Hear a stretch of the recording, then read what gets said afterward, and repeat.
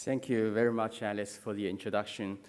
It's my great honor and pleasure to be here once again to speak to friends who are interested in Asian sustainable finance development. I heard just a little bit of the discussion on taxonomy from Indonesia, and so I think it would be an interesting topic for me to cover as well from a perspective of the common ground taxonomy, which is a product that's jointly done by China and EU.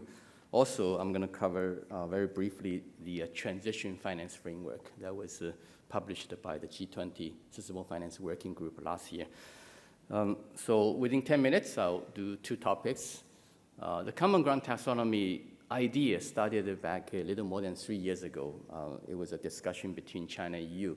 At that time, China had a couple of taxonomies already, including one taxonomy on green bonds, one taxonomy on green loans, and one on green products. And the EU at that time was working on its taxonomy, and I knew that the EU taxonomy would be different from the Chinese taxonomy. And expecting the difference between the two major sustainable finance markets' definition of green activities, we thought we needed a sort of a channel for communication between the two major markets, and potentially looking for a solution to enable cross-border green capital flows. And that's why China wrote a letter to the IPSF back about 3 years ago, saying that yes, we'd like to join the International Platform for Sustainable Finance, but also we'd like to propose starting up a working group under the International Sustainability Platform for Sustainability Finance to work on a common ground taxonomy that can be recognized both by China and EU. So that was the beginning of the common ground taxonomy working group, which I co-chaired since then. And in the past 3 years, we produced two versions of the common taxonomy. The second version, released in June last year, covered 72 activities under the climate mitigation category that's recognized both by China and EU, which means that's consistent with the Chinese green bond taxonomy and consistent with the EU sustainable finance taxonomy. I won't go into the details. Many of you actually know about this initiative, and I just elaborate on how to use the common ground taxonomy. The first usage is by Chinese issuers.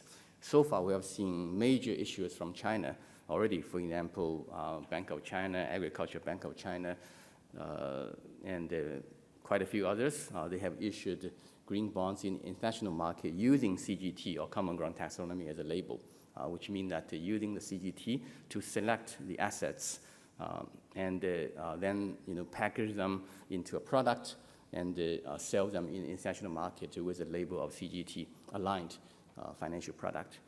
And the label is not only applied to green bonds that's issued newly in the international market, but also to loans recently for syndicate loans arranged in Hong Kong.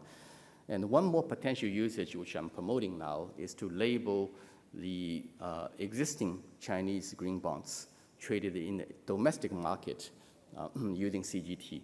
Why? Because China's green bond market is already open in the sense that foreigners can access to the Chinese bond market through the Bond Connect, through CIBM, through QFII, and so on. The reason why not many international investors investing in domestic Chinese green bonds is because they don't recognize the Chinese label of the green bonds. If some of these green bonds are labeled using CGT, then suddenly it becomes internationally available.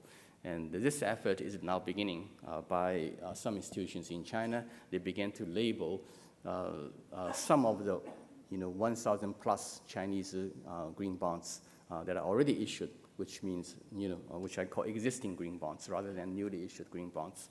And once that's done, I think the Chinese green bond market will be much more open than compared with the current situation. The other usage or potential usage is that for foreign issuers to issue green bonds in China using CGT as label. That's something I think a couple of major European brokers are now working on and trying to bring some of the European issuance in the Chinese panda bond market using CGT as a label for their projects. Now, that's the current situation. In the future, the IPSF working group on common ground taxonomy is looking to do a few things to expand the coverage of the common ground taxonomy and to expand the country basis for the common ground taxonomy, and of course, to expand the usage of taxonomy as well. In terms of coverage, so far, the common ground taxonomy covers only the climate mitigation activities. And in the future, we will cover adaptation, we will cover environmental pollution-related activities, we will cover biodiversity-related activities. That's about coverage extension. And secondly, about country basis. So far, it's been viewed as a bilateral collaboration between China and Europe. So far, it's been used in that way as well.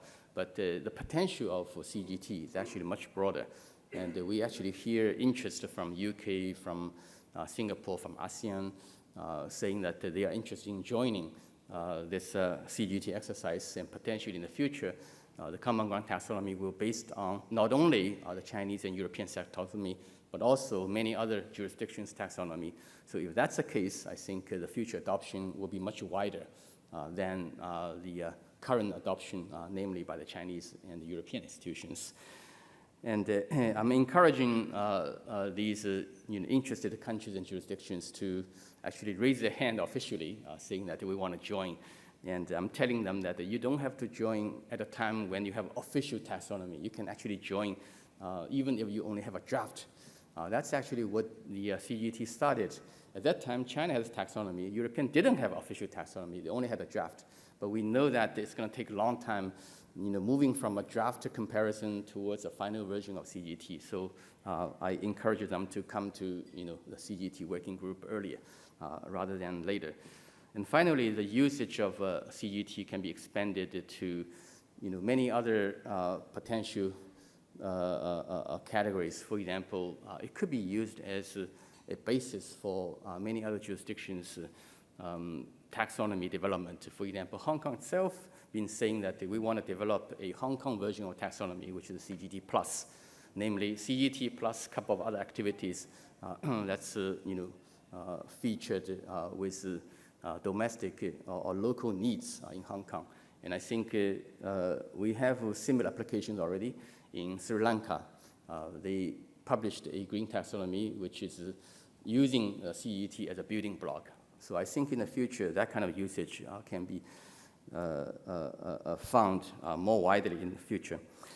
Now, just a few words on the transition finance framework that was published by the G20 Sustainable Finance Working Group. It's part of a larger document called the 2022 G20 Sustainable Finance Report, which was out in the middle of November and was endorsed by the G20 leaders in Bali, Indonesia last year. And this transition finance framework is a chapter 1 of the 2022 G20 report. And this framework basically addresses a few key issues. How do we define transition activities? And some of you were talking about taxonomy. This is one way of defining transition activities.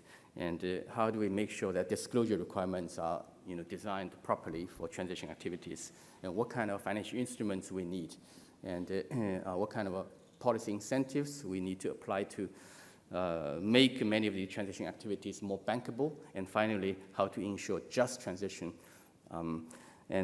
Under 5 headings or 5 pillars, the G20 put out 22 principles to guide the design of transition finance policy in different jurisdictions. So I encourage strongly that those of you who are interested in developing your regulation or developing products should read the G20 document. Just slightly more sort of into the details. On identification of transition activities, there are 2 different approaches. One approach, which is, I think, used in EU and will be used in China, and probably quite a few other countries here represented, is a taxonomy approach. Namely, we're going to produce a list of activities which are considered as credible transition pathways for major high-emitting sectors, for example, steel, cement, petrochemical, and so on. And that table is serving as sort of a guide to identify transition activities. But some other countries may say, hey, we don't want a table. We don't need a taxonomy. We just need a principle-based approach. as long as activity is consistent with the Paris Agreement and verified by third party, we would label it as a transition activity. So different countries will have a different choices on approach to identify transition activity.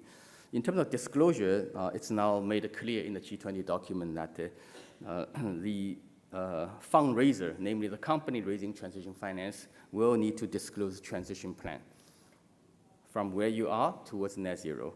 And you need to disclose scope 1 and scope 2 emission data, and the scope 3 is possible.